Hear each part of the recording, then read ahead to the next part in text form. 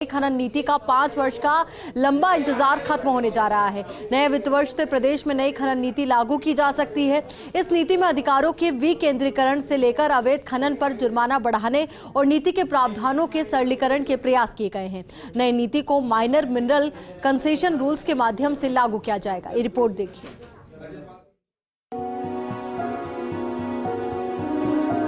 पूर्ववर्ती भाजपा सरकार के समय 2017 में आई खनन नीति के बदलने का इंतजार अगले महीने तक खत्म होने जा रहा है।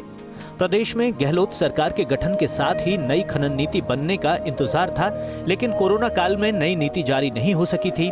इस नई नीति में पहली बार खान आवंटन में आरक्षण का फॉर्मूला लागू कराया जाएगा। प्रदेश में 54% तक आरक्षण है। ऐसे में इस नीति में भी ये सीमा लागू होना संभव माना गया है। अवैध खनन पर जुर्माना राशि बढ़ाने का प्रस्ताव है, हालांकि वो कितनी रहेगी इस पर राज्य सरकार अंतिम निर्णय ले रही है। सुप्रीम कोर्ट की एक कमेटी के सुझावों को भी इसमें आधार माना जा सकता है। लीज निरस्त करने के मामले में फिलहाल उदयपुर तक फाइल जाती है। निरस्त करने का फैसला उसके बाद ही होता है। अब इस मामले में एसएमई यानी अधीक्षण अभियंता को पावर मिलेगा। खनन अभियंता और अतिरिक्त निदेशक को ये पावर मिलेगी।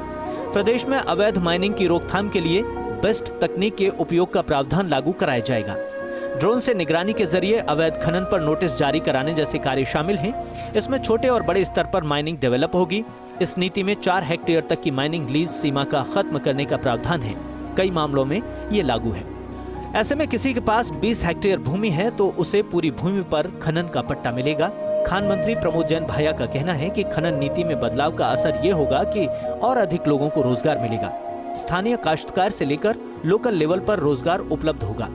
आरक्षण लागू होने से कमजोर वर्ग को भी फायदा होगा। प्रदेश को आर्थिक संबल मिलेगा।